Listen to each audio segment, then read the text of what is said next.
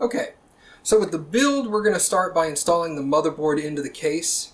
If you look here, it might be hard to see. There's little metal standoffs that already come pre-installed in the case. There should be roughly 9 installed, depending. In this case, there are 9, but depending on what case you have, you should have 9 installed. So what we're going to do is we're going to go ahead and mount the motherboard on top of these standoffs. Make sure to have them installed. If they don't come pre-installed, get them installed before installing the motherboard. Otherwise, you're screwing the motherboard directly to this metal plate, and that's going to cause problems in the future with static and things like that.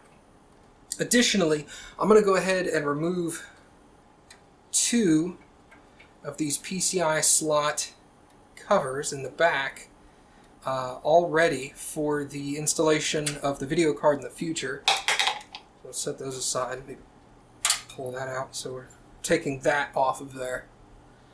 I'm going to take 2 of those right next to each other. Closest ones to the top should be where your first video card is going to be. Again, if you're doing SLI, you probably want to measure it out and figure out which ones you need to take off. So again, taking off a second one of those, set that aside. Now, we're going to take the motherboard, pop it out. Now, you're also going to need this metal backplane, so we're going to set that in there for now. Take out the motherboard.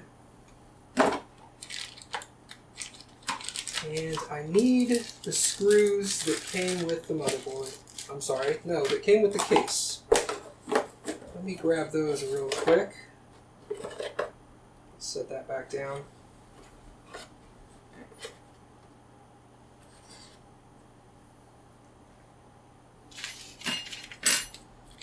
That's not these. That's these. Yes. This is the cardboard box that was inside the hard drive trays.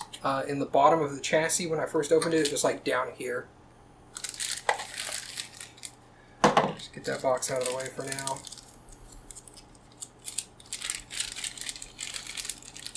Some small zip ties. I don't know whether we'll use these or whether we'll use some of them that I have, but we'll cross that bridge when we get to it. Make sure not to lose any of these screws. These are super tiny, so those are not the motherboard screws. These are your motherboard screws. And there's one additional standoff. So here, let me set these things aside real quick. That is what your standard motherboard standoff will look like. I'm trying to tilt my hand so you can see it a little easier without it rolling away. But there's a little screw threaded section here at the end, and then there's a little hex bit right here that you can use to actually do the screwing. And there's a threaded bit inside here where these screws will actually be installed. So you would... And just to make sure these are the right screws, let's set that down for a second. Let's take one of these screws and see if I can manually screw it into that standoff by hand, just to make sure it's the right screw. Yep, and it screws right in, as you can see, just like that. So you can see how it's kind of partially unscrewed there. Alright, so those are the correct screws. What they include this one for is this one, which is directly in the center of my motherboard. This one actually has a little metal nubule on it instead of a screw hole, so that the motherboard can just rest on it as opposed to being physically screwed down. Again, some motherboards don't actually have all these holes in them for the standoffs, so you can just manually remove these as well. So we're going to use these size screws to install the motherboard onto the standoffs. So let's do that real quick. Cup here, putting all my screws in because I don't want any of them to run off on me. Actually, let me dump these out real quick. Okay, how many of these do I need? I need 8. I have 1. So I'll have 2 extra. Put those extra 2 back in this baggie.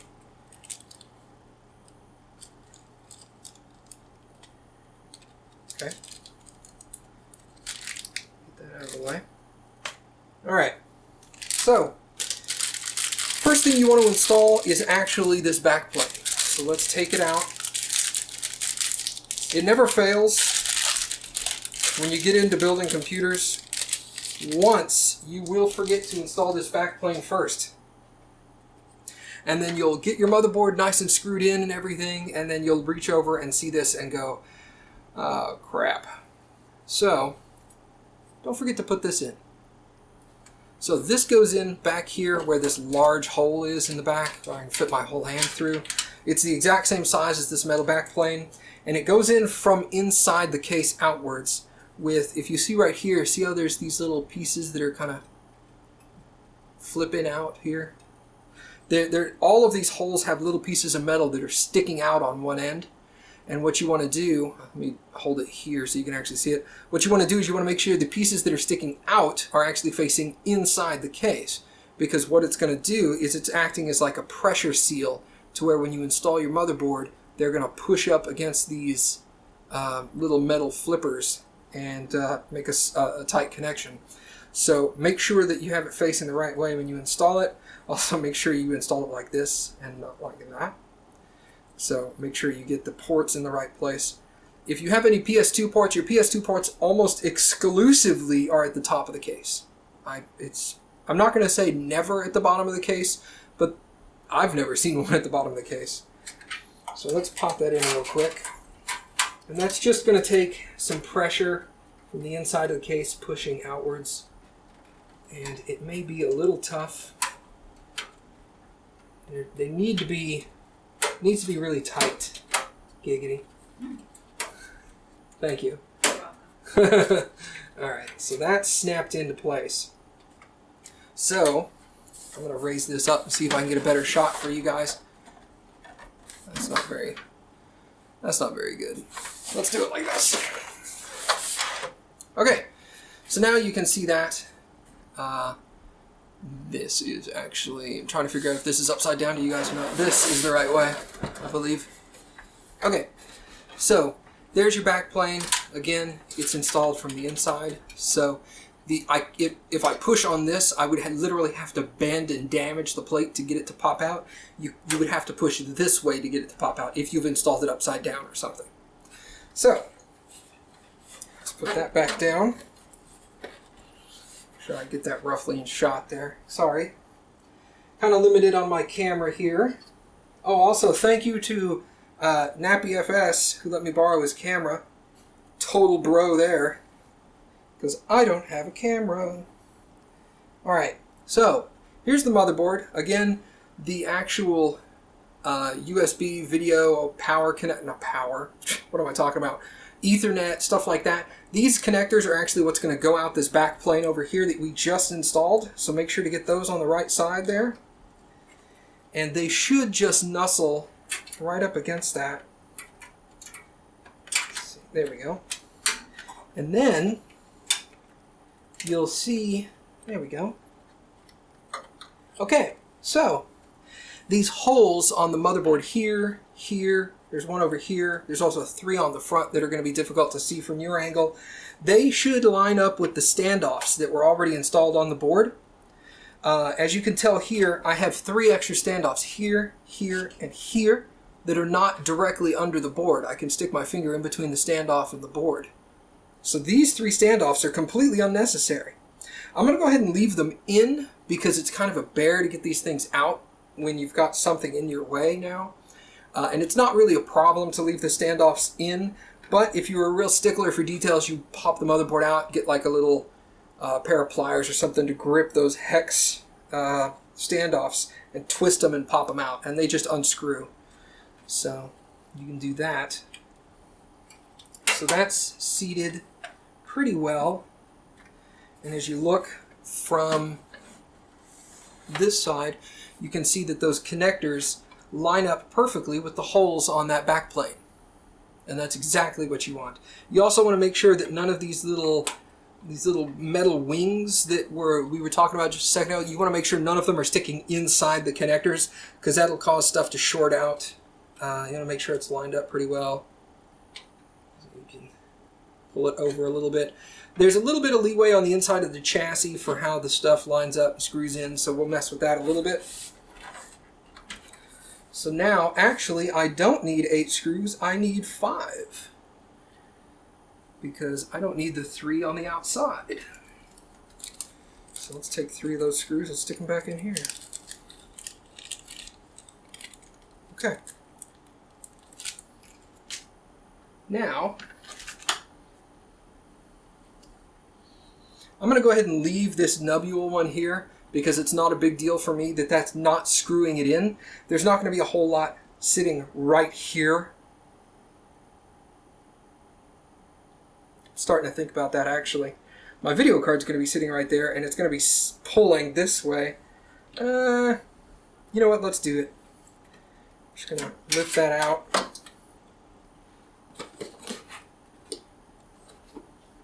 Let me see if I can hand twist that. Nope. Hold on just a second.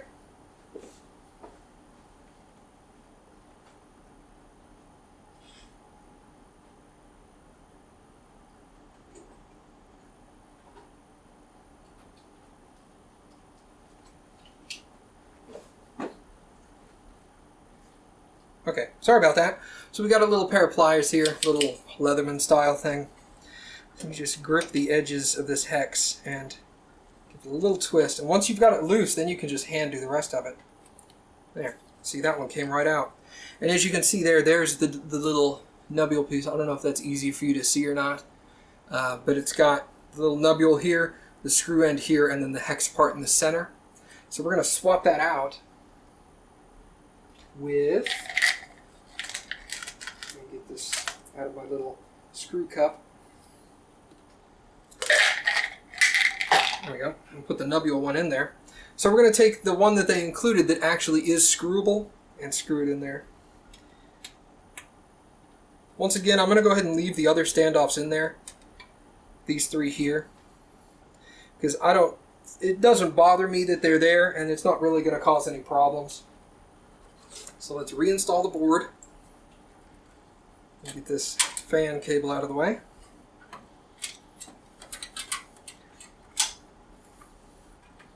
Alright, so now it's not going to snap in quite as well as it did before because that nubule is not there to stick through the hole in the board. So what you're going to have to do is you're going to kind of have to hold it in place a little bit and get one of these screws in. So what I'm going to do, is this one of my slightly magnetic? Yeah, just a touch magnetic. Okay. Just like the fan filters on the case, a slightly magnetic screw head is not a problem. Okay, I'm not going to crank that down and tighten it quite yet, because I want to make sure I can still wiggle everything else around. That looks good. Let's look at the back plane here. Everything looks lined up pretty darn well. I'm going to push on this a little just so everything is smushed the way it's supposed to be. Okay.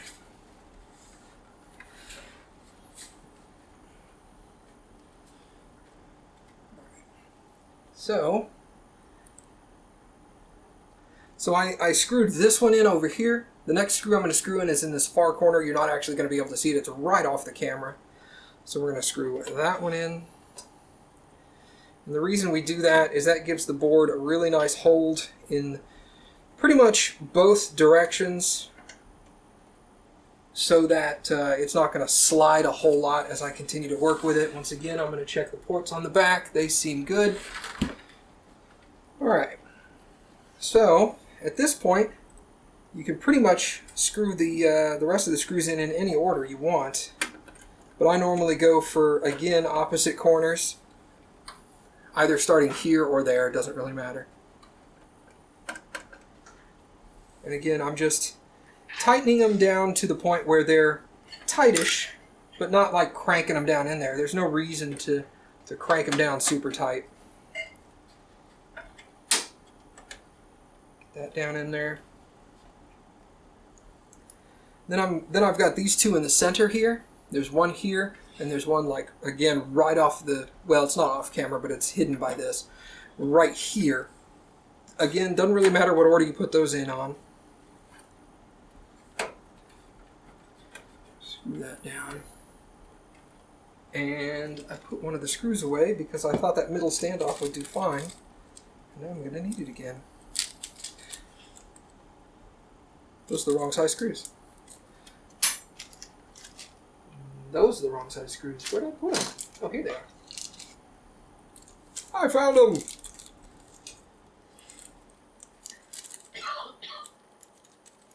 So, let's get one of these out. Okay.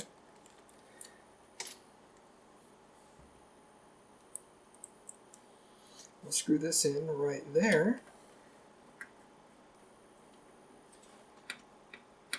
And then I'm just going to go back and give it a little cursory twist just to make sure it's tight-ish. Again, don't crank it down super hard. You don't want to crack your board or anything. These screw holes do have like extra solder stuck on around them so that you can't really damage the board by screwing them in, or at least you can't damage the leads that are going in and around on the board by screwing in. But you don't want to crank it down super tight because you'll actually crack the silicone if you go down too hard. So, there's the motherboard installed. We've got this little fan cable sitting here off to the side. We're going to deal with that here in a second. So what I'm going to do now is I'm going to install the processor and the RAM, because that goes pretty easily. And then we're going to flip the case over and install the power supply. Okay. So now we're going to start with the installation of the processor. Now, as again, it may be a little difficult to see. I got black on black on black on black on black. Everything in my case is black, so it's kind of difficult to see some of this stuff. But there's a little spring-loaded arm right here that you have to put a little pressure down on and pull it out to the side, and the arm will swing out and lift up like that.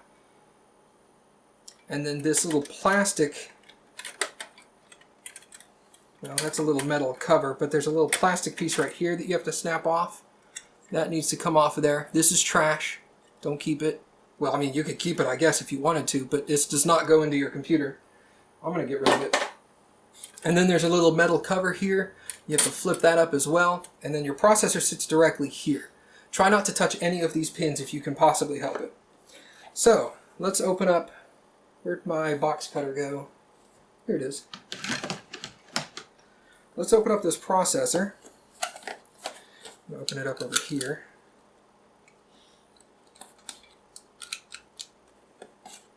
That back.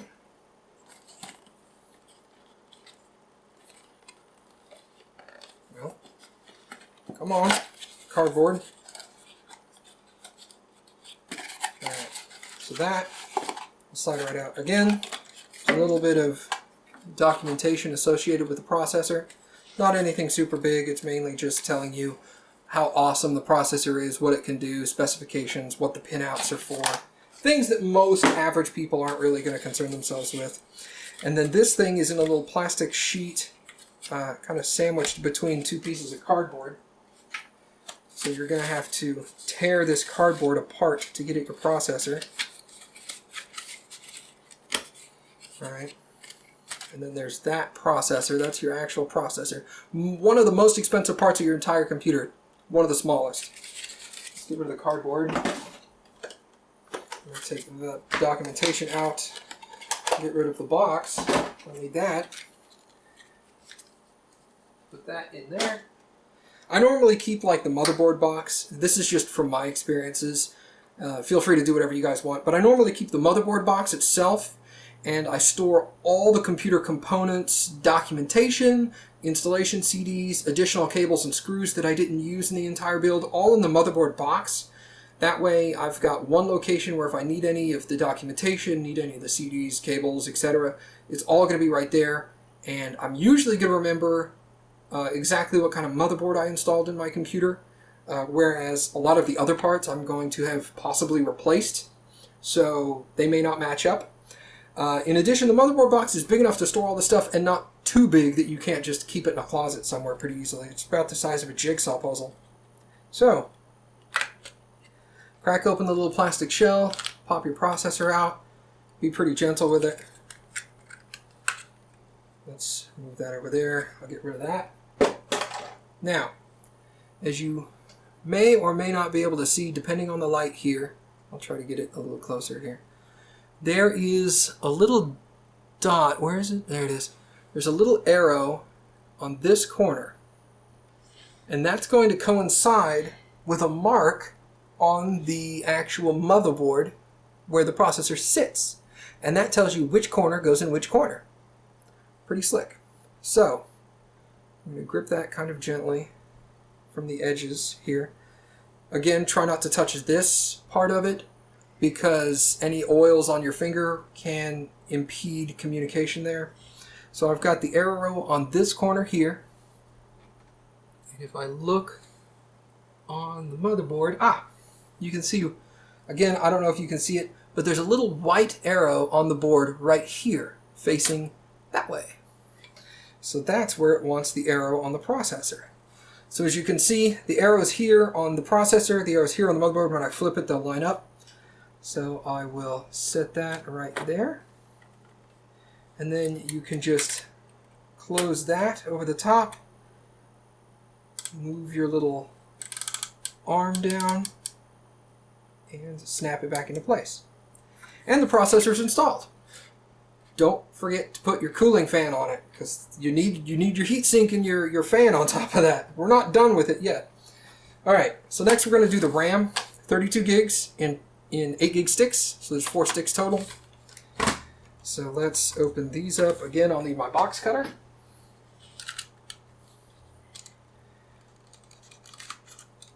Let's go ahead and open the other one while I've got it handy. Always cut towards yourself. Don't do that. I'm lying. Don't take my advice on anything, ever. Okay, so open this box up. Slide the RAM out. And there's the pretty little RAM that we got. So, take the box. Again, I don't need this box. There's nothing in it. No documentation whatsoever. Toss it. Alright. So, how does this open? Is this taped? Doesn't look like it's taped. Okay. No, it's not. Okay.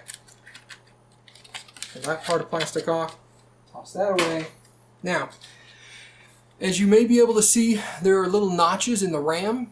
These notches are off-center for a reason, so that you cannot install them backwards. You would have to try really hard, and you would end up damaging your RAM and your motherboard during installation if you put it in wrong. So, make sure to line it up with the little notches on your RAM slots, which you may or may not be able to see, or again, slightly off-center. Now this board, with most new RAM, one side doesn't fall down, one side of the clips doesn't push down, the other side does.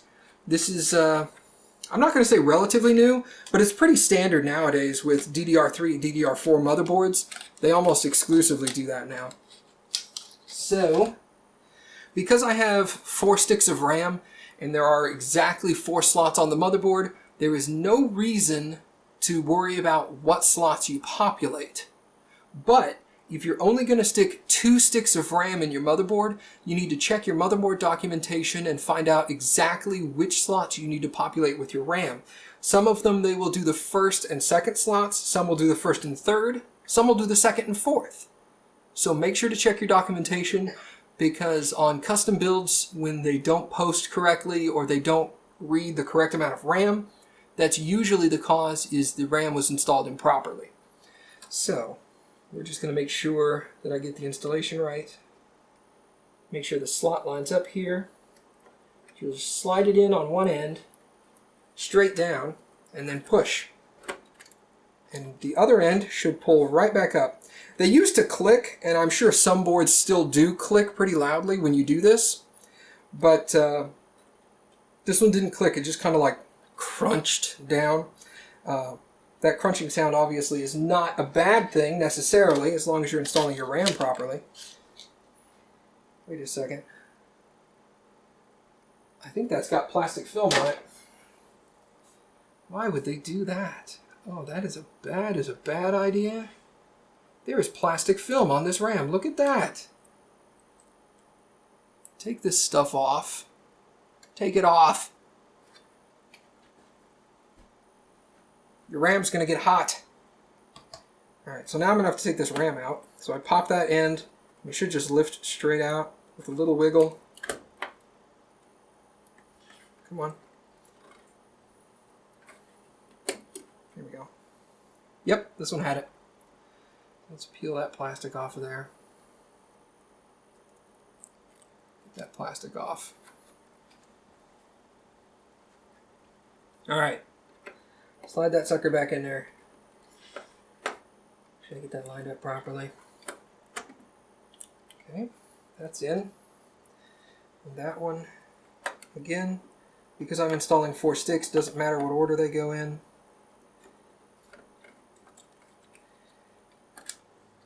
That in, that's in. Okay.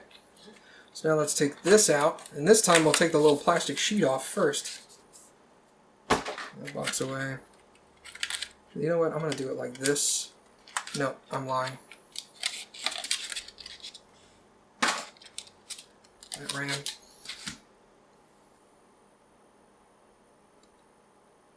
Again, you want to avoid touching the brass connectors on the end there. It's not the end of the world if you do. So don't think if you touch them your RAM is completely destroyed. It's not. It's probably fine. But you do want to limit the amount of finger oils you get on those. Slide that RAM in. Oop. Get it seated properly over there. Yep, okay. That in there. The last stick. I'm going to go ahead and peel this off camera real quick because it'll be faster. He says as he takes longer to do it. Don't laugh at me, woman. It's not funny. It's totally funny. Okay. So, slide that in like that. Push that down. There's all 4 sticks of 8 gig RAM, 32 gigs total. That should be really awesome. And then, what we're going to do now, normally you would think, okay, let's install the heatsink and fan now. I'm not. I'm going to flip the case over. And we're going to install the power supply next. So let's take this off.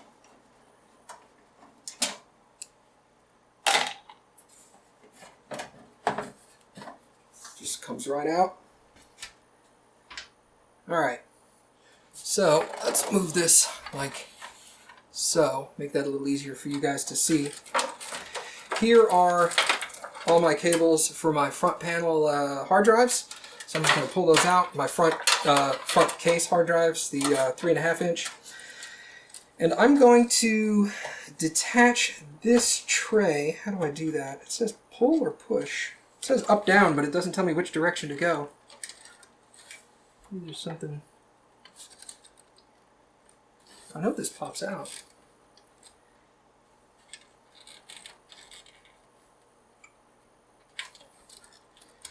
Well, maybe we'll leave it in. Alright. I was going to try to pop that out, but I'm not going to waste an hour trying to figure out how to get that thing out of there.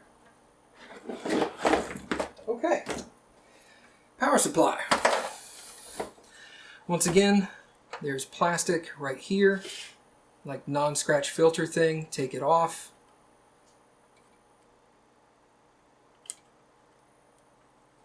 Come on. Come on. There it goes. Oh, that's nice right there. Okay, so I'm going to set that down like that for a second.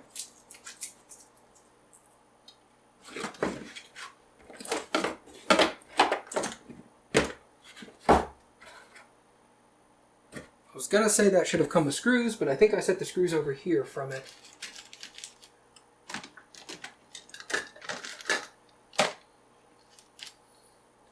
Yep, that's what this was. This is the screws to the power supply. So let's get those screws out. It makes sense that they included some zip ties so that you could cable manage some of this mess. We'll get into that eventually. But obviously don't worry about it during the build because you're going to need to move stuff around anyway. So it's just a waste of time to do it in the middle. Never fails. You'll do it at the beginning or as you're going, and then you'll get to the middle or the end, and you'll go, "Ow, this thing's in my way. Now I got to cut all these zip ties out." Okay. So on this, because the side panel has a vented section that's going to sit right over the power supply, I want to make sure that the fan of the power supply is facing outwards so that it will push air that way, or suck air in, actually, is what it's going to do. So, and it's kind of difficult to see at the moment, but there is, let me stand it up like this for a second. Again, this might be difficult to see. I'll hold this up like that. There is a little metal piece right here. I can stick my finger underneath it, but it's like a little metal cube of aluminum that will sit underneath your power supply, and there's another one here, but this one is adjustable and can move forward and backwards depending on the length of your power supply. So if you have a really long power supply, you can unscrew it, slide it way back here, screw it back in, and it'll provide additional support for those extra long 1,000-watt power supplies that you don't actually need. But there's that. So I'm going to measure my power supply according to that. So that's what I'm going to do. I'm going to fold this one out and crimp it a little. Leave this one down so I can test the power supply over the top of it. So obviously you want to make sure that the power jack and the toggle switch are both facing out the outside of the case as well. So let's slide that in there.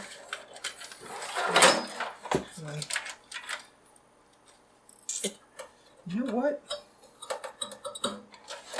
How is this going to work? I'm going to have to mess with this for a minute.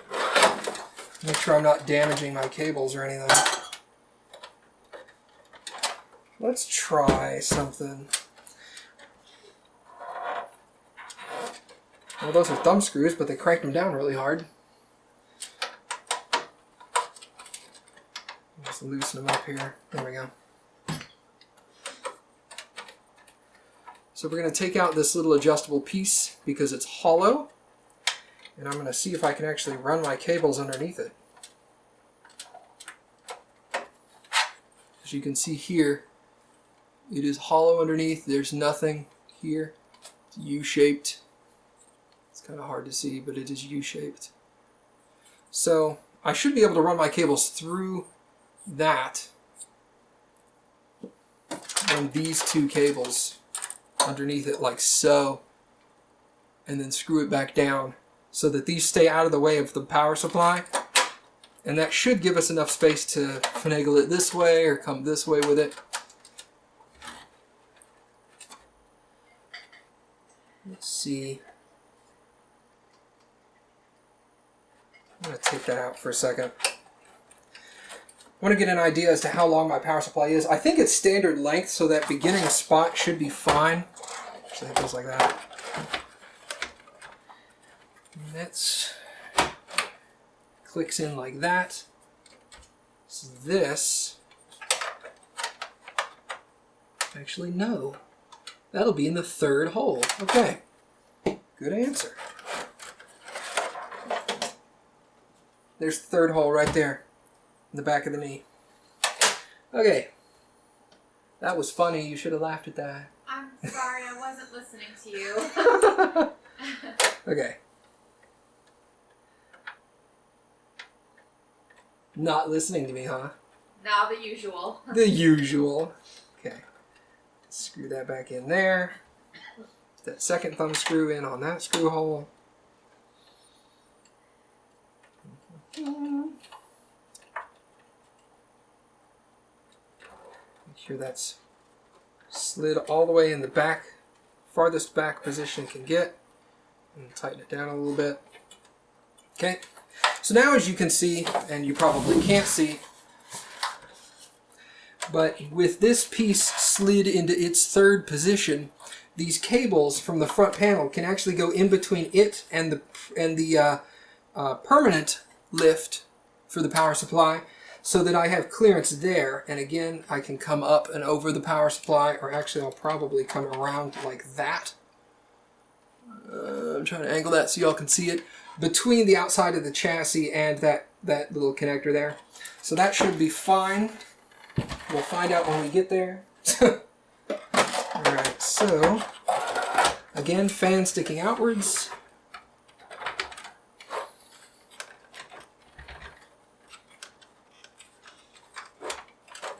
What's holding me up here? It won't go down. Ah.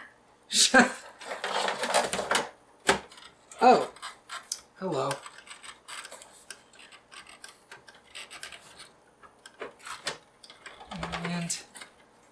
And you should click.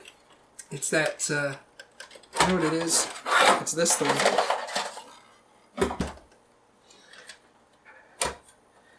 That's why it's thumb screws, so you can install it after your power supply slid into place.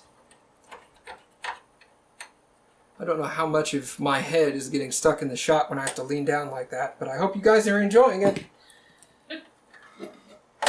Alright, so let's install this without that piece in play. Oh, look at that. Snaps right in. And then we can just manually set that. Oh yeah, look at that. Much better. And then that snaps in right over the power supply, not a problem. And luckily, they know, because Corsair made the, am I right? Corsair made the case? Yeah, Corsair made the case, Corsair made the power supply. The screw holes line up perfectly because they used what, I don't know if it's a standard length or what, but at least they know the standard lengths for their own power supplies, and the screw holes lined up perfectly. Always nice when you get most of your parts from the same vendor. Then you don't have to worry about problems like that. Alright, so as you can see, our power supply lines up. Where's my power supply? I don't see it on the screen. There it is. I'm dumb. Okay, so as you can see, it lines up really well. It sits in there nice and tight. I have a whole bunch of things holding it in from the inside and screwed in, but I'm still going to screw in the 4 screws on the outside of this. So let's do that. How can I sit this? Oh, that's pretty good. I'm not a professional cameraman, so I'm really bad at this. Alright. So screw. That's not going in very well. Let's start over here then. That's going in fine. Maybe that straightened up that hole. Oh yeah, there we go.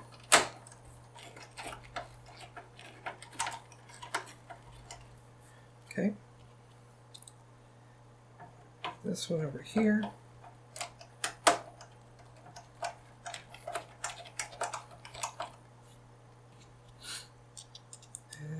And then we'll do this one over here.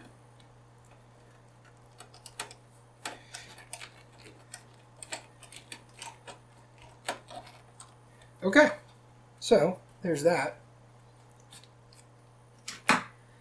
So now our power supply is mounted in the case right there. Okay, so as you can see, I've reattached the side panel, and what I'm going to do now is show that. So let's open this guy up. And this fan filter was made by Thermaltake. No, the name of their company is not pronounced Thermaltake. There it is. Sits right like that. And you will just set it. Wow, that's totally not the right size. Oh well. I'll probably get a better one later. The correct size. That's totally not the... See, that's the thing that was throwing me off, is everything online said that this case is venting fans or venting holes right here were 120 millimeters. Said the fan inside was 120 millimeters. Obviously, if I line it up at the corner, that's certainly not 120 millimeters. So I'm going to need a bigger one of those eventually. This will work for the time being because I'll just like line it up roughly center with everything and just use it like that for now. But eventually I'll probably end up replacing that. These are pretty cheap. These are like $7, so they're not too bad. Yeah, it's just sticks on like that. You can hear it kind of clicking. So, pretty good. I like it. Okay, so the next thing I'm going to do is install the hard drives into the case. since they're basically out of the way, I just want to go ahead and get them knocked out and get them done. So you're going to need these two sliding rails, and I'm going to use my hard drives. I'm going to take out this hard drive real quick. I know I've said it before, but I'll continue to say it every single time. Don't set anything on top of these anti-static bags. Once you pull the drive out, stop using the bag. Okay, so there's my 2 terabyte drive, as you can see. SATA, nothing fancy about it. What you're going to want to do is you're going to want to install these slide rails, and what you're going to want to look at is the way these slide rails fit into the case. They slide in like this with the finger depressor parts outwards, and then they slide in like that, and then the SATA connectors are back here. Normally, on most case installs, you want the SATA connectors on the front near the finger depressors, but on this one you're going to want them towards the back. So let's install those in the slide rails real quick. So what we're going to do is we're going to take those SATA connectors here, both of these, power and data. Actually, I think it's power and data. You're going to install it so that they're facing backwards. Now, what you may see is you see these little nubs here. They're actually going to fit into the screw holes here, so you don't actually have to screw them in. Just kind of fall them in, stick them in on one end, and kind of bend this back on the other side. Oop, that part came out.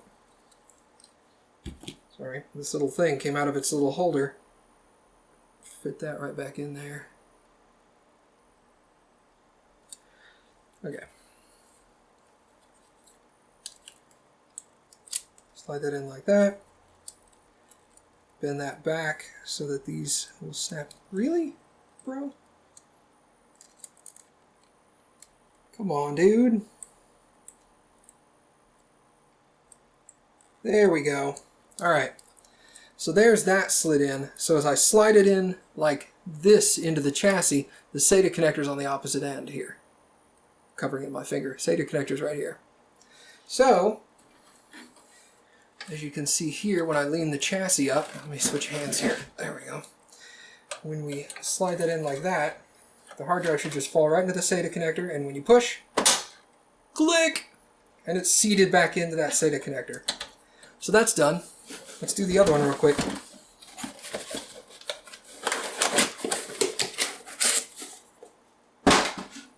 All right.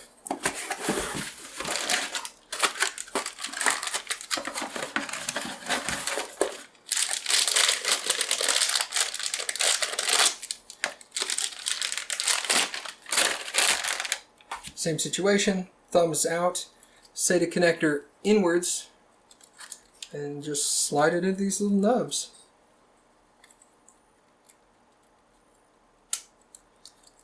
Okay, there's that. You can see again the SATA connectors are in the back, thumb depressors are in the front. Stand your case up, slide it in on this other set, make sure that cable's out of the way, and click, drives in. Simple as that.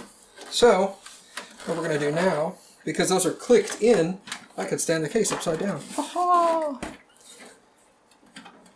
And, am I really that funny? It was just a Ha-ha! The ridiculousness of it, I guess. I don't feel good, so you're funnier when I'm sick.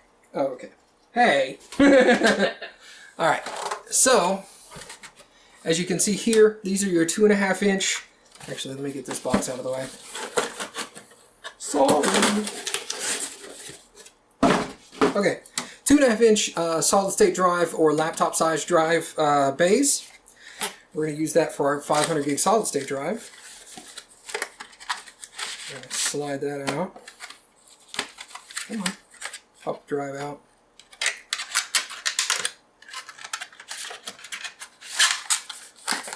There. And I'm just going to put that whole box in the motherboard box since the other thing is stuck in there.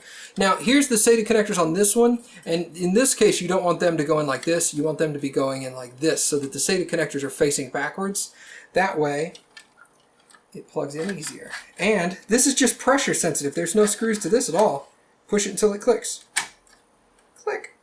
That drive is installed. Done. Removal is easy because it's all spring loaded basically. Pretty slick. I like it. Alright, so there's our 500 gig installed. That was easy. Next, we'll go ahead and install the optical drive since we're back here. If you flip the case over, you're going to have to take out one of these panels on the front. I'll get the optical drive. I'm going to take out this panel here. So if you reach in from the inside, you should be able to just push and pop it out. There we go. So as you can see, that popped right out, no problem. So we'll set that in the motherboard box as well, because that's a spare part. And we're going to open up the optical drive, take it out of there. Once again, this is basically pressure sensitive, so you should just be able to slide it right in. Actually, no, I lied. There is, I'll get some of these cables out of the way a little bit. There are little toolless locks here that you're going to want to unlock so it will slide in. Gives you plenty of room to get in there, and then when the drive lock slides in, it'll push up on this end and that'll go click, and then it'll be locked in place. So this top one doesn't matter because I'm not going to put anything there, but the back one is the one I've released the lock on. And in that case, it should just slide in. Now here, when you're installing these, because it's going to be a vertical drive, it's going to be standing vertically compared to your computer instead of horizontally, you're going to have this kind of floating. So when you stick a disc in it, it's going to be kind of hovering. But there's little clips on the inside of this tray that'll actually hold it in place while it sucks it back into the drive. But you kind of want to make sure that the opening on the tray is facing the direction you want it to. And because I'm going to have the case sitting so that the window, which is going to be on this side of the chassis, the window is facing this way, I want this to be facing this way as well. So, slide it in like that. Click. Just kind of clicks into place right there, and that's installed. Not a problem. You look from this side, there's your drive in there. Plenty of space for a second drive should I need it, but I'm not going to need it. Okay, so now we're going to be installing the heatsink onto the processor. This part took me a really long time to figure out because you have to, like on this piece, you have to move these pins to the right depth in and out, and you have to adjust a whole bunch of other stuff, and a bunch of the parts in the instructions list look like they're way out of order. But basically what we're going to do is we're going to take these big old standoffs right here. These look like regular motherboard standoffs, but they're much, much bigger. We're going to take those. Let me make sure I get the right ones.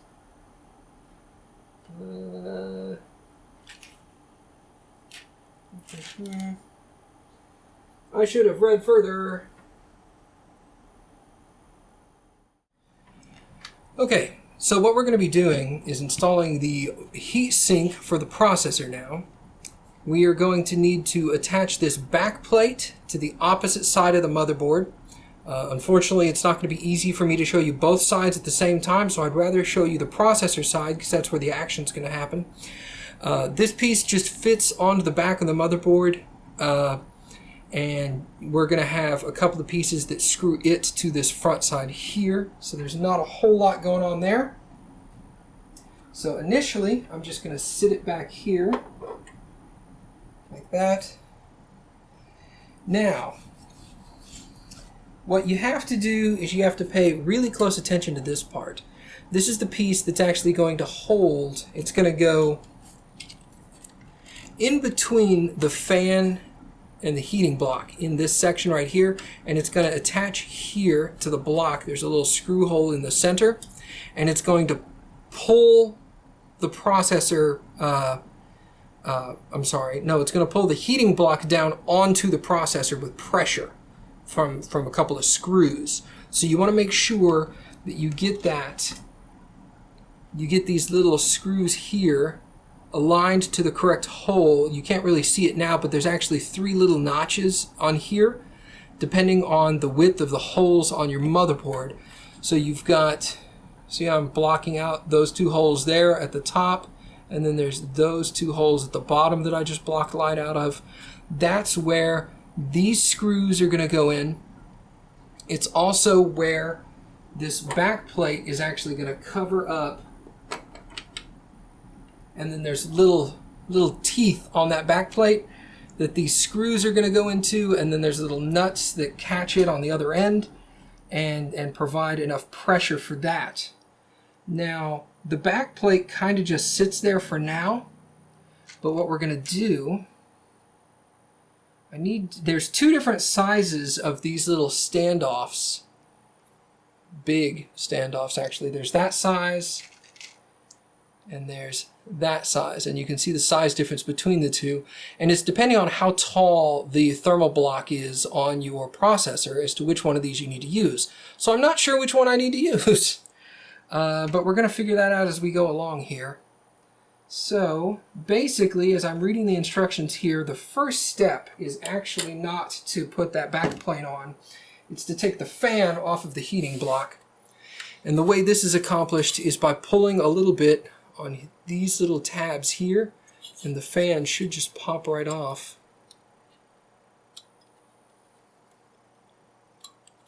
And then the fan just kind of slides off like that, and then it completely comes off of the entire block. So now you've just got fins here.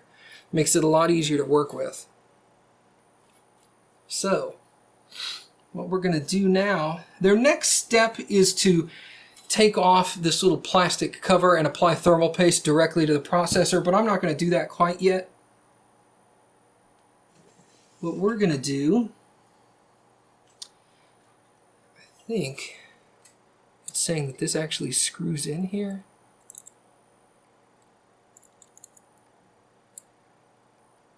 Doesn't seem like it. No, not really. I guess it just sits in it.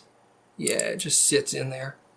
Alright, so let me apply this block, or this back plane.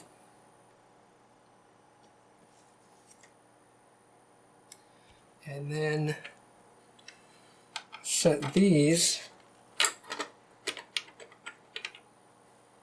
And that doesn't reach. Why doesn't that reach? Because I'm attaching it to the back improperly. Good answer. Goes like that. Ah. Sneaky hobbitses. Alright, so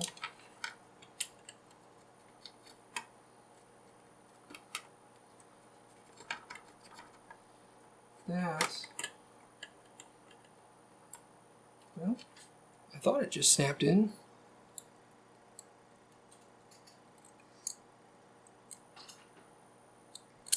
Oh, there's a flat edge.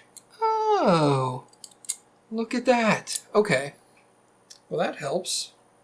See, sometimes it helps just messing with it in your hands until you can figure out exactly. That sentence, bro. Alright, so that should go. Ah! It's so much easier like that, isn't it? Alright. Now I gotta find the flat edge on that one and put that in properly.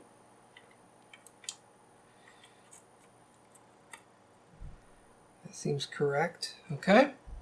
And I'm using the bigger standoffs first. Again, I'm not sure if that's correct. I won't know until we get to that point where it's super important.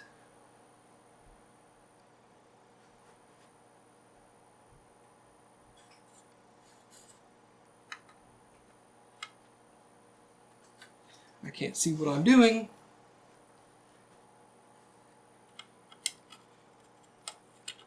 There's that one. And where'd the other big one go? There it is.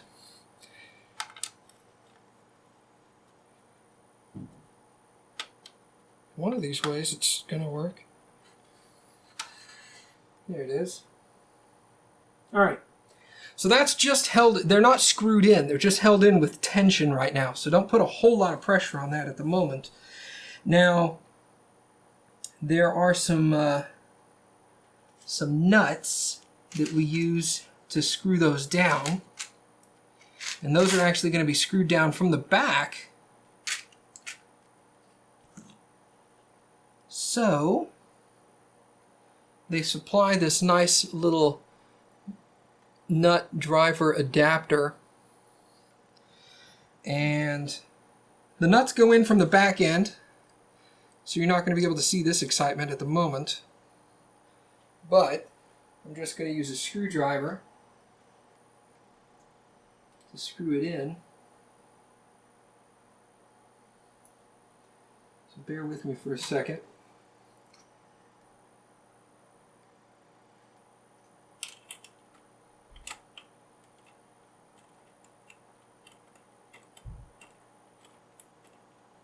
Is that going on the right? That is going on the right way.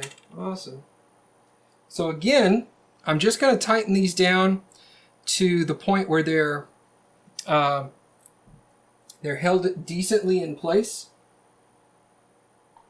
I'm not cranking them down really hard. Where's that? There it is. Actually, I can do this by hand. I don't even need a screwdriver for this. Okay. And once again, just like the standoffs on the motherboard, you kind of want to do these in opposites. So you do one corner and then you do the opposite corner. Just applies more even pressure.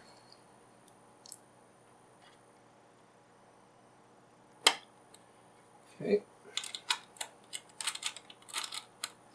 Can't get that one to start. There we go.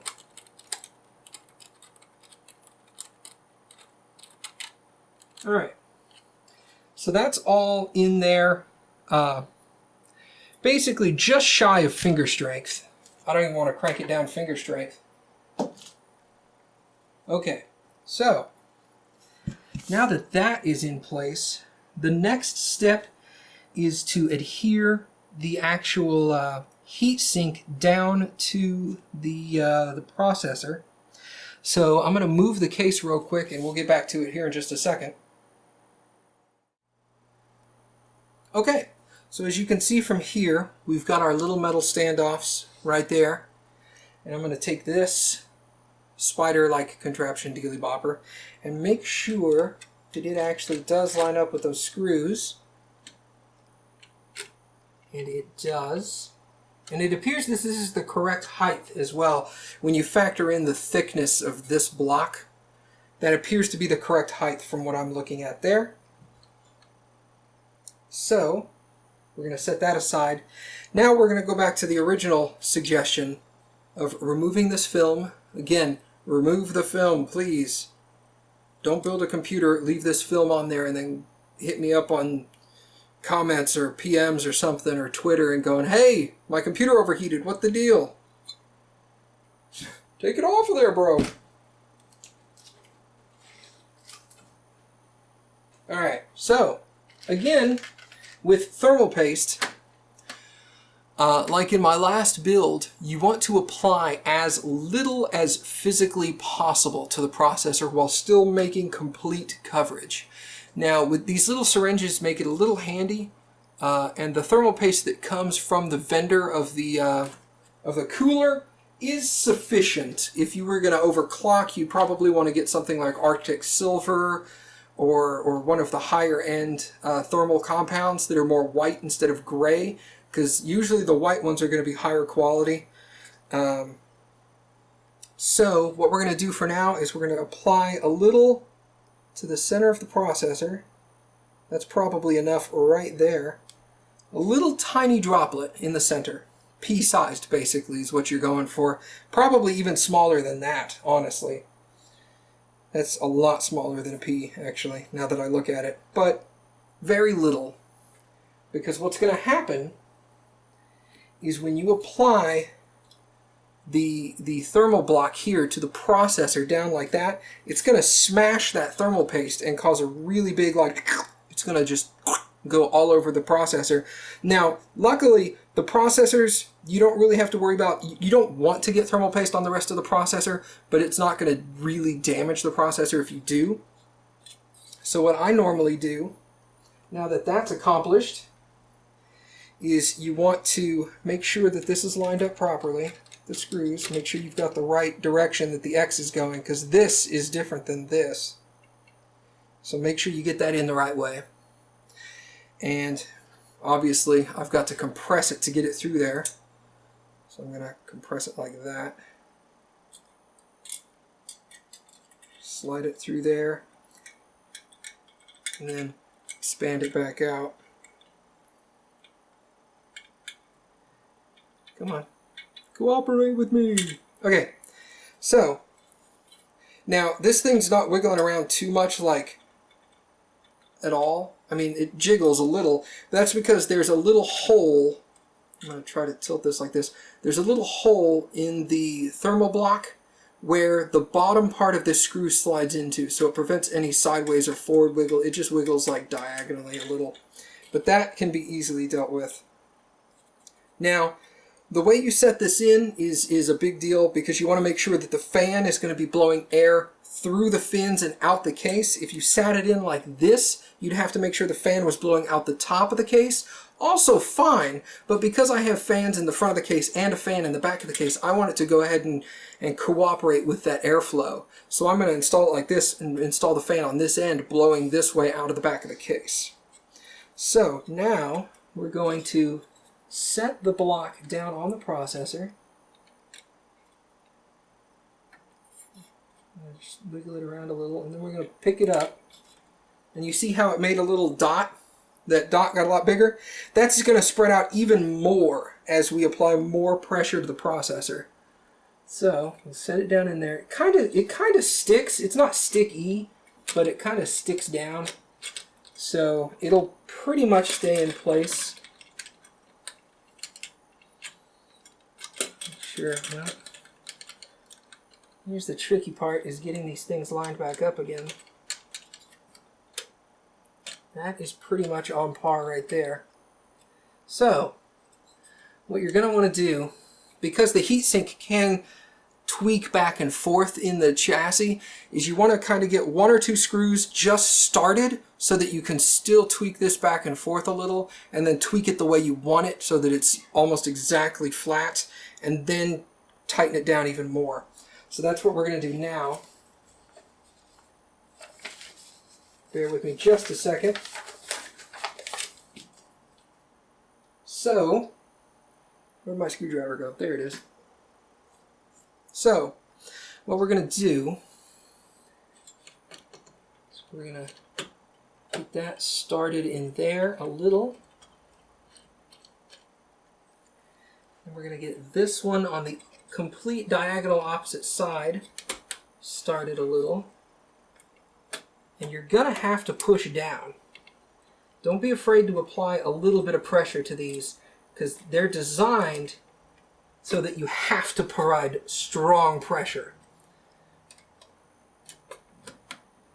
Push that down. Screw it in a little. Okay. Now I can kind of wiggle this around a little. Get this one started.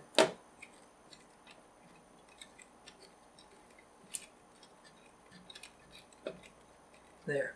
So now all four of those screws are in their little standoffs, and I can finagle this around just a little to try to get it facing exactly flush with the fans. Obviously, if you're off by a touch, it's not the end of the world. And then we'll just tighten it down a bit more.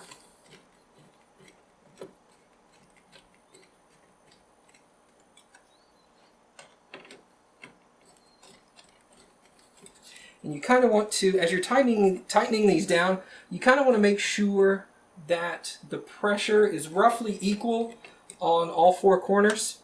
There's a little black I guess kind of like a washer on it. And if that black washer makes contact with that standoff, you can pretty much stop. Even though you can screw in further, you'd probably be screwing it too far at that point.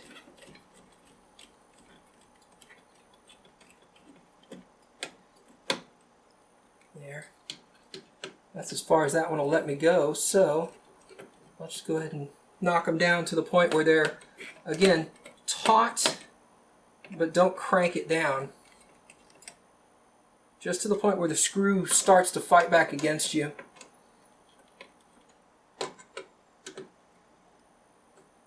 Okay.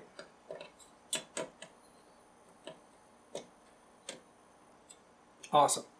So that's basically as tight as you're going to get it. Giggity. And there's your heat sink attached. Now, all you really have to do is reattach the fan to the heat sink. Again, there are little arrows. I don't know if y'all can see them right there. Little tiny arrows on the fan itself telling you which direction the fan spins and which direction it's blowing air. So you want to make sure, like this arrow on this side, let me see if I can angle it again. Like right there, that arrow is telling me it's blowing air this way. This is the front of the case, this is the back of the case. The airflow will come like this naturally through the case. So that is exactly how I want to attach it. So with a little pressure, snap it back on there.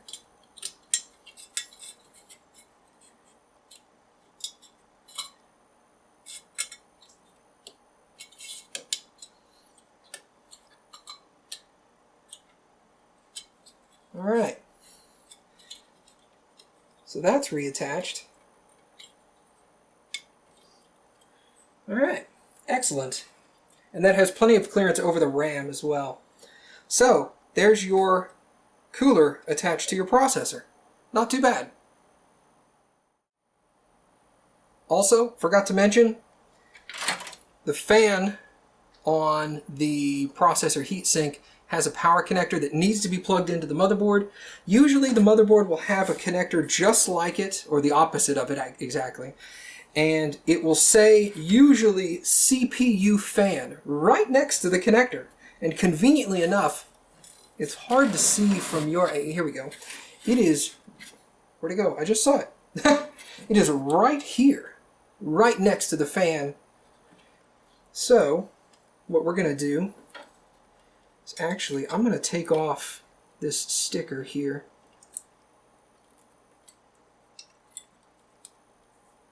Because I don't want that extra sticker on there.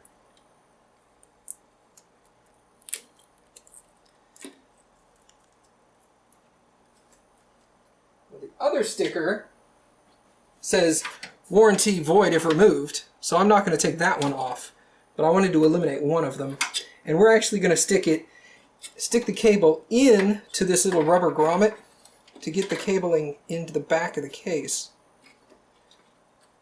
so that as very little of it is exposed as possible. I'm going to go ahead and seat it down in the connector like that, and then we'll kind of mess with the cable a little bit and get it going out the back as much as possible, so there's almost none of it exposed on this side of the case. We've also got our fans on the back and on the front, and there should be similar connectors there. Let's see if I can find them real quick.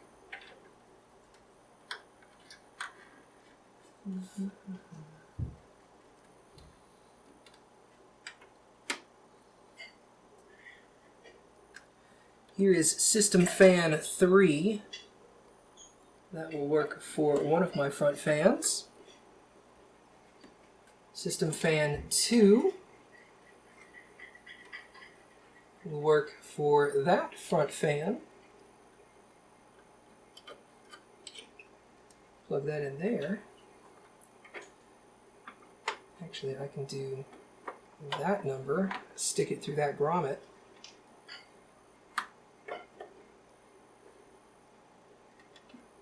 There we go. I'm going to leave free space there, and there should be System Fan 1. Oh, There it is. Hello. Found it. System fan 1 is back over here. Sorry you guys can't really see these, but trust me, they're there.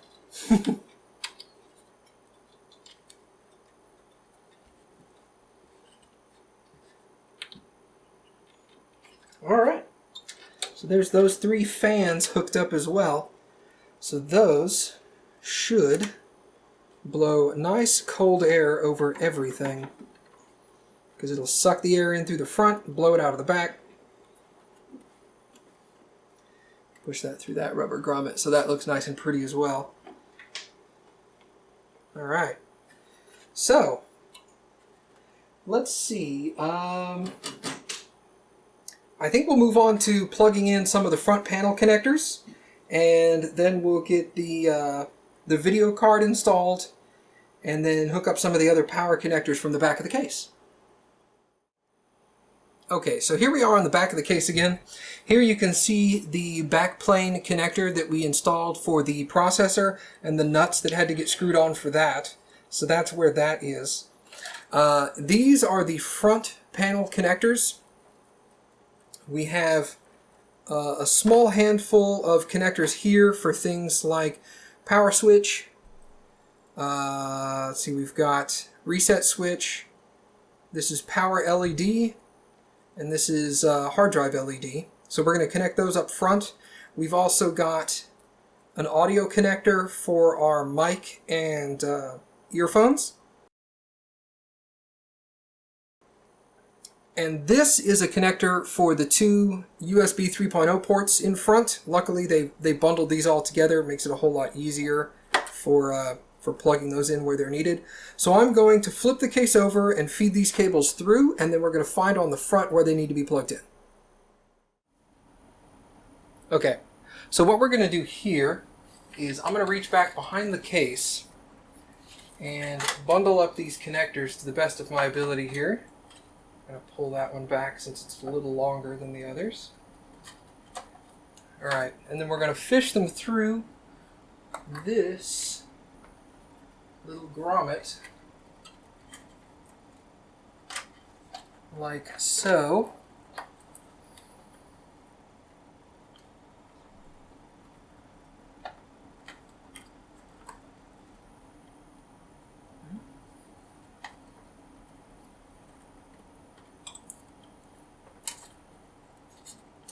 Make sure I get them all through there. I don't think I did. Nope, I missed one.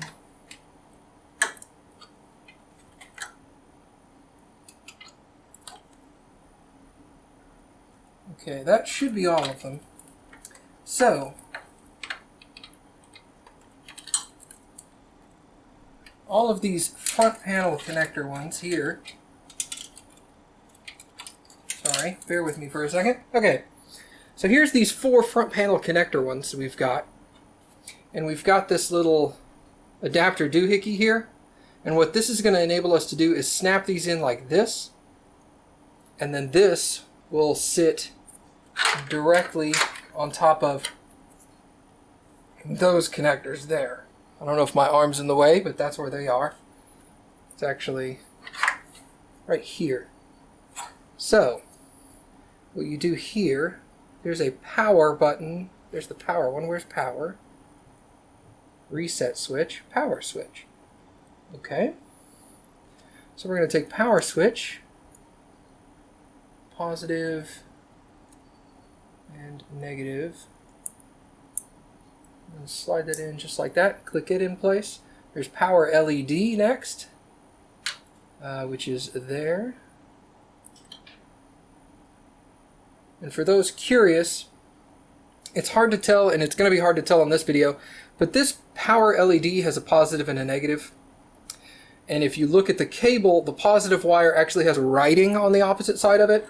So on these others that actually say positive and negative, you know that the positive side is the side with writing, which means that I installed that one wrong.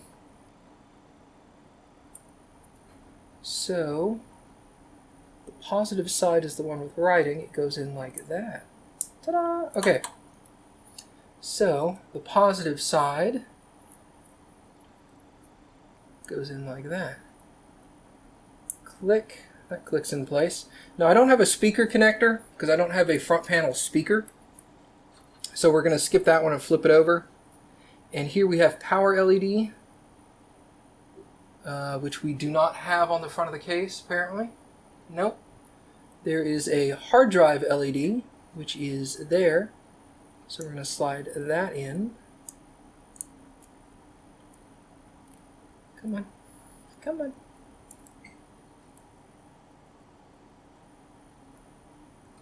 Actually, that positive is reversed.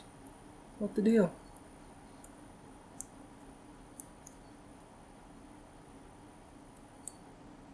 Well, there, that clicked. And then this is reset switch. That's very strange how that one was backwards. Okay, so there's that. There's also CI, which I'm not familiar with what that is, and power LED, also not needed in this case. So, you know what I'm going to do? I need to rearrange that a little bit internally. Okay, so then you take this and you just make sure it matches down here. Easily enough, they are color-coded, and the biggest one is speaker. So that slides in just like that. And it's pretty taut. So you're good on that one. Then we'll just pull the excess cables back through the back.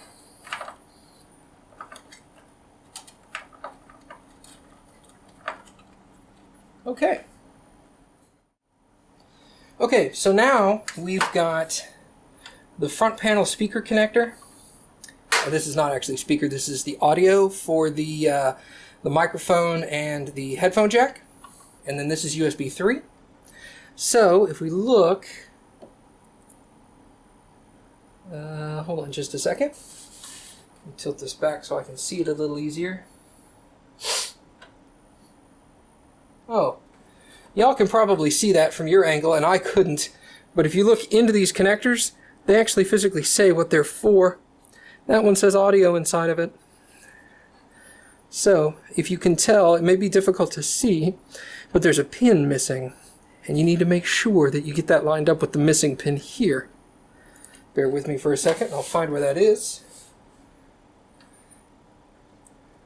Okay. And because it's all the way over here, I'm actually going to reroute that cable.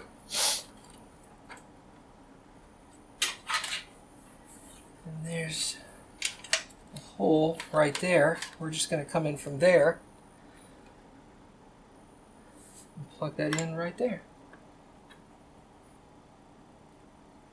I did get that missing pin in correctly, didn't I? Yep.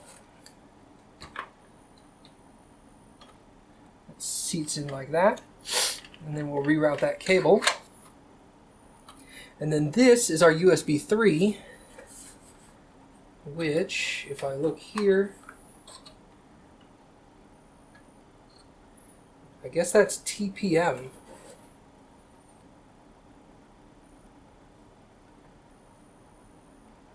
Oh no, sorry, there's USB 3 over here. I'm lying. So again, since that's in a different location, I'm going to reroute that cable. We'll make this a little easier. We're going to come in through here. Front USB 3.01, front USB 3.02. We only have one set. And it looks like there's a pin missing in there.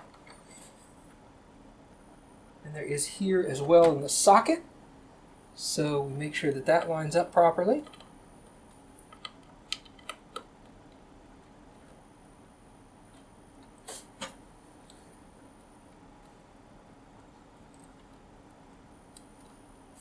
Alright, so there's that connector. And then that cable will route backwards like that as well. So that'll keep that nice and neat and out of the way. Now, what we're going to do now is on the back of the case, where my standard hard drives are, there are SATA cables, and we're going to feed those into the front. Let me make sure I get the numerical SATAs in the right order.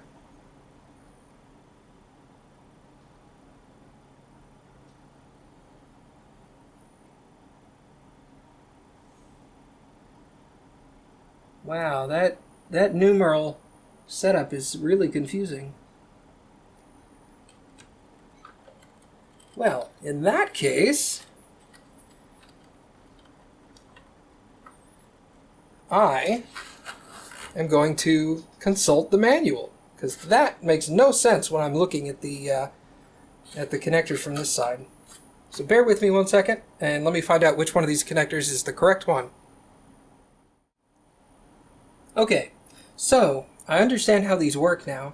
There's actually SATA Express connectors, which are smaller than standard SATA connectors over here, and that's what was throwing me off. There's also one here as well. But if you see how these numbers are, 103254, those are standard SATA connectors in the order in which they are primary in BIOS by default. You can always change those, but it's easier if you keep them the same, because it makes it so much easier when you're working in BIOS and also messing with your chassis. So what I'm going to do, I'm going to take these two SATA cables and we're going to fit them through here.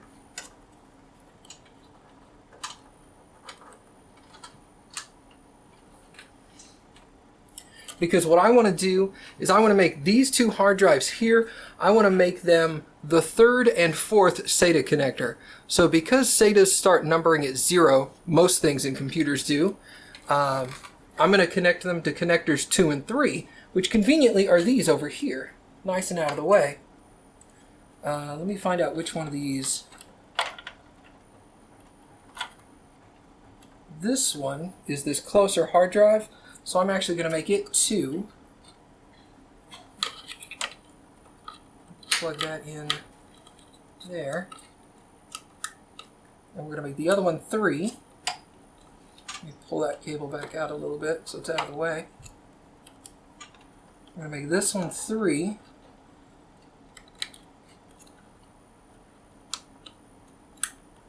Okay. And again, thanks to these rubber grommets, this keeps our SATA cables nice and out of the way and in the back, and then we can do better cable management back behind it, which doesn't interfere with our airflow across all of this stuff. And I'm going to try to see if I can do something with this USB 3 to kind of move it out of the way, but I think that's probably the best I'm going to get out of that. Okay, so I've got the SATA cable here for my solid state drive. I'm going to feed that through now. And this, actually, let's feed it through here. This is going to go into port 0, which will be that one, because that's going to be your primary SATA port. And then the SATA cable for my optical drive will come in here. And this one will plug into port 1. There. So now my solid state drive and my optical drive are both connected to the proper SATA ports. Again, like I said, it's not super vital that you get these into the ports, because when you boot the machine up and go into BIOS, you will be able to adjust which one you want it to boot first if you've got them plugged in wrong. I just prefer to have them in the correct numerical port, because it just makes sense to me later on. So we're going to go with that. I also want to see about plugging in my 8-pin power connector for my motherboard. Let me move this up a little, hold on. Alright. So my 8-pin power connector, it's kind of difficult to see, it is right here. So I'm going to fish that connector through here. This is one of the physically connected cables on my power supply. And I make sure I get the prongs here on this end connected to the right side of this, which just so happens to be the far side. And, oops, I dropped it. Come back to me. Sorry, I'm going to block everything with my arm and body here. Hold on. Makes for a great shot, doesn't it?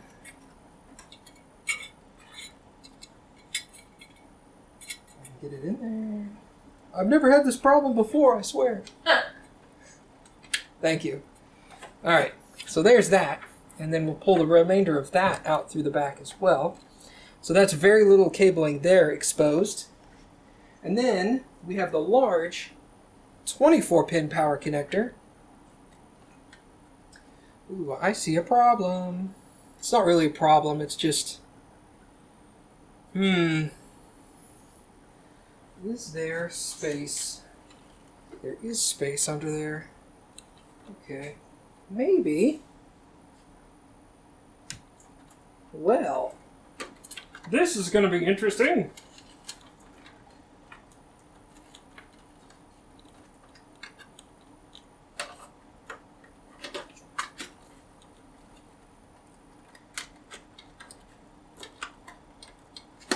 Okay. So there's... Actually, you know what? Let me pull that thing out of there. They didn't exactly think this part through, did they, when they designed it? Let me remove that rubber grommet for a second. Ha ha ha ha! Success is mine! Alright, so, I don't know if you can tell very easily, but that's my optical drive right there.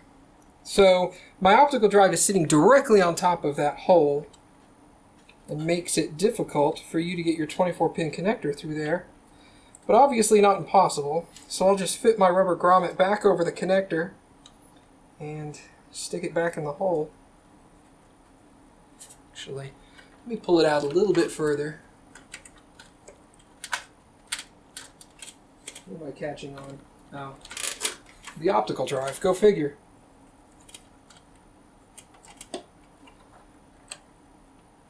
So that's something to be aware of. There looks like there's a couple of screws in on this end that you can use to remove the optical drive cage, so that if you do this and you find it too difficult to fish the cable through, you can sorry, hold on. You can remove the optical drive cage without having to take the optical drive all the way out again. There we go, I got it! Alright. So there's that cable. That needs to sit a very particular way on the motherboard. So you need to make sure you get it lined up right. And get it twisted on the back side of the case.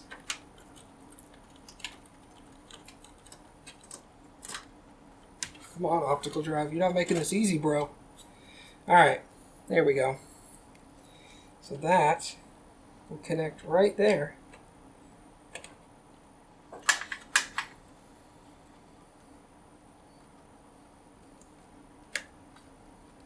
Click. Now, I can pull as much of this remaining as I can back through that grommet. You don't want to pull too much because I don't want to put a lot of stress on the connector on the board.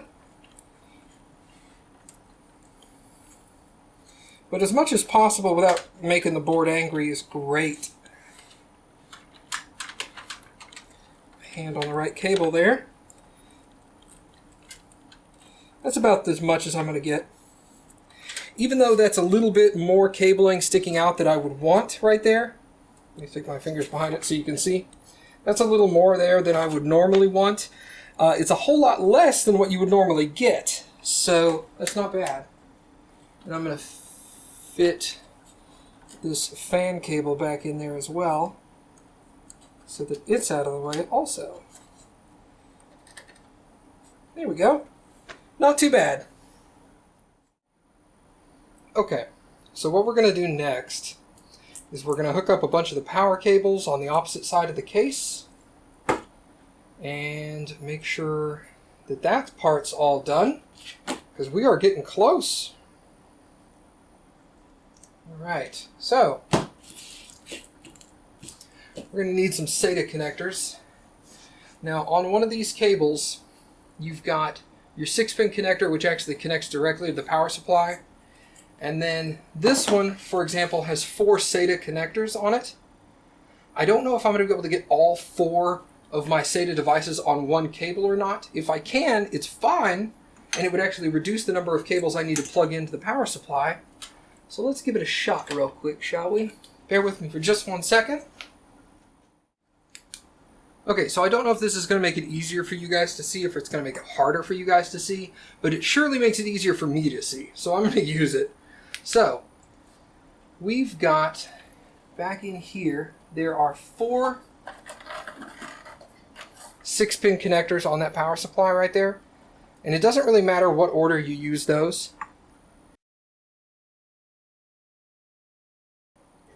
So don't really be too concerned with where you plug yours in, as long as your cable is actually just a 6-pin connector like this. Any one of those 6 will work, or one of those 4, I'm sorry. So let's plug that in there. That gives us our 4 SATA power connectors. So what we're going to do first off is we're going to go and try to hook up to the solid state drive and the optical drive first. So I'm going to connect the solid state drive's connector. It's kind of wiggly in there, but that's alright. Now, some of this cable mess you can kind of mess with a little bit, but some of it's going to be a little, you know, unable to be adjusted. Just the nature of the beast here. Now, that one obviously isn't going to reach. That one's going to be cutting it tight. So what I'm actually going to do is I'm going to go to the very last power connector. I'm going to plug that one in. Let me turn this a little bit so I can see it better. And is that it? That's it. That is it. There we go. There we go. Now this is not a big deal because, as you can see, there's 2 exposed SATA connectors here. The front hard drives actually give you male connectors to these female on cables. So I can just take these and go click and click, and that should do it. That's all 4 of my SATA devices. My 2 3.5-inch drives, my 2.5-inch solid state, and my optical drive. That's all my SATA connectors right there. So I actually don't need this other SATA cable that I got. I don't need that one at all. So I'll set that aside. I'll tie that up. Okay, so the last cable we need to hook up for power is this 8-pin connector here. And again, there are 2 8-pin connectors on the power supply, and it doesn't matter which one of these I use. So I'm just going to use the top one here. Click.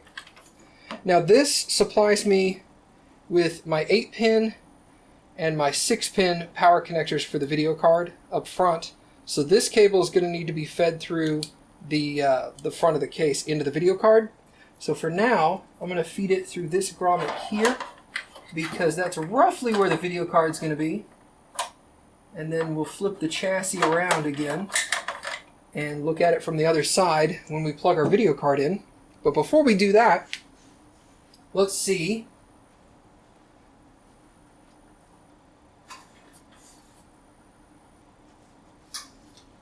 about getting this back panel on. Now, these cables basically tuck away in like that. And because there's no airflow back here, it's not super vital that you really do cable management back here. You can if you really want to, but most of your airflow is going to be in through this vented section here and out the back of the chassis. Nothing else in here has airflow.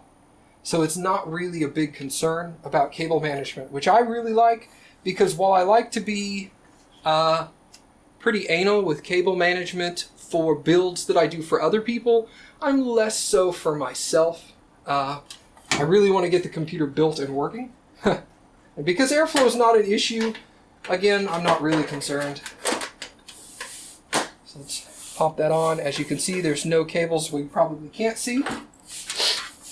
But there's no cables blocking that fan there.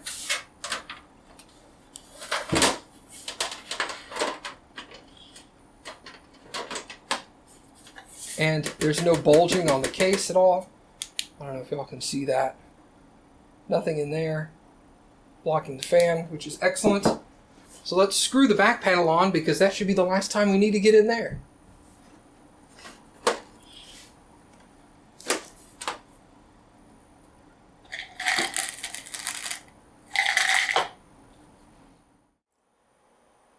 Okay, so now we're going to do most people's favorite part of the build, the installation of the video card. So, I'm going to pull the card back out of the case. Now once again, you're going to need to remove this black piece here, uncovering the connector so that it can go into the motherboard properly. And then here are the 6 and the 8-pin power connectors that I mentioned earlier. So that's where this cord is going to come in. So first off, let's go ahead and get the video card installed. And lo and behold, I unscrewed the wrong back connector. Hold on. Some of you in the previous video were probably like, hey, you know you unscrewed the wrong one, right? No, I didn't. I mean, yes, I did. I'm teaching you a lesson. Alright, so we'll move that back over here, where it should be. Let's screw that back in.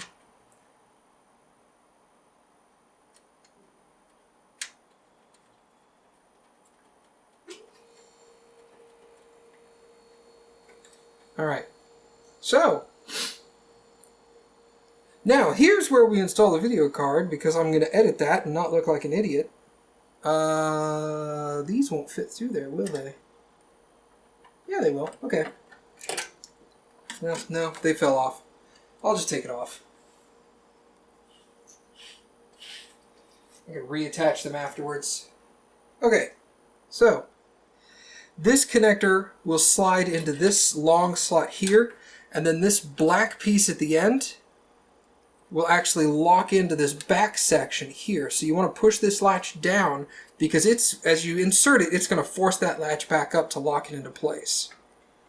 So let's slide that right in there. Click. Beautiful sound. Alright, so actually, hold on. Let me push down on this thing, which will release it. There we go. We're going to move this USB 3 cable here to there, because it was in the way of the video card. I'm going to reinsert that again, make sure that's down. Ow, got my finger caught. Click, that's in place. Now what you want to do is you want to screw in. Normally you don't have these thumb screws for these back plates, but my case did come with thumb screws for those back plates. Normally you just have regular screwdriver screws, but this makes it super handy for installing these. If you end up getting this case, which I really like so far, this will make installation of this video card a lot easier. But you're going to have to provide a little bit of push onto the card to get the holes to line up perfectly. Not a surprise. You could either push on the card or on the case. Either would work fine. But don't be surprised by having to do that. There's that one. Actually, I'm going to loosen that up a little bit so I can still move the card just a touch and get that other screw in.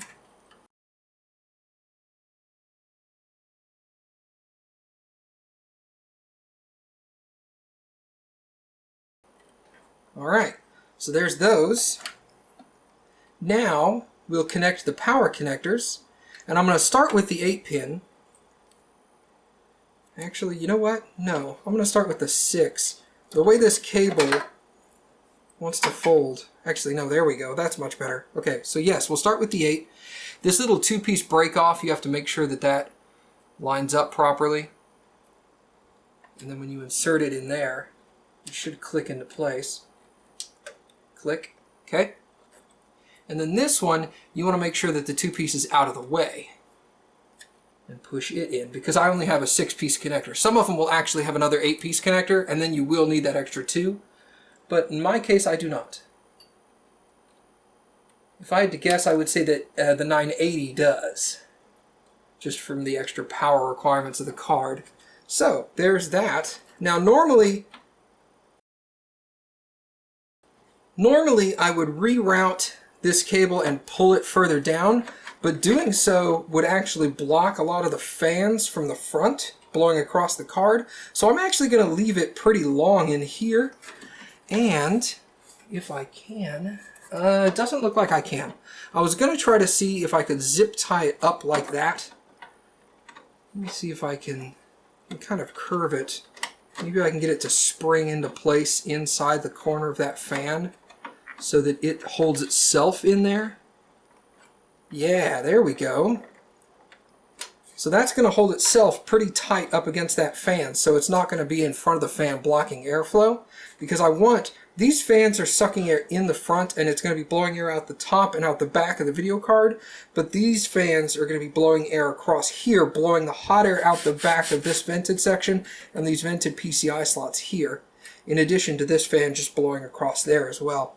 So that's some pretty good, even without, I didn't really need any zip ties for this case, the way these rubber grommets work, the way the back panel is really open for cables, and so that's that. All the power's installed. I usually go over it and go, okay, main, 8-pin, it's the USB, fan 1, fan 2, fan 3, CPU fan is plugged in, video card is plugged in, hard drives are plugged in, 1, 2, 3, 4 SATAs for my 4 SATA devices. That should be it. All 4 of my RAM is installed. That's my complete build right there. So, what we're going to do now is remove the plastic film on my window.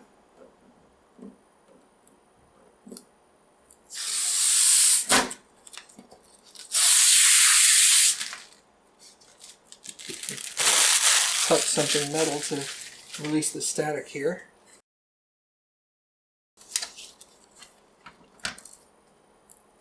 Remove the film from the inside of the window.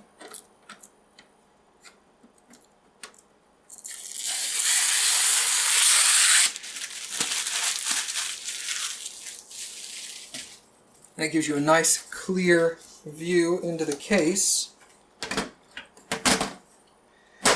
Man, that looks slick. I really like that the chassis is black, the grommets is black, the motherboard is black, the video card is black, the fans are black, the hard drives are black, even the model indicates that they're black. If only these fins were black, but that would actually that would hinder the thermal conductivity, I mean, on that if they were painted. So, I'm not willing to give up that. Performance over appearance, in my opinion, but appearance is nice. Let's screw this shut, and then we'll be done.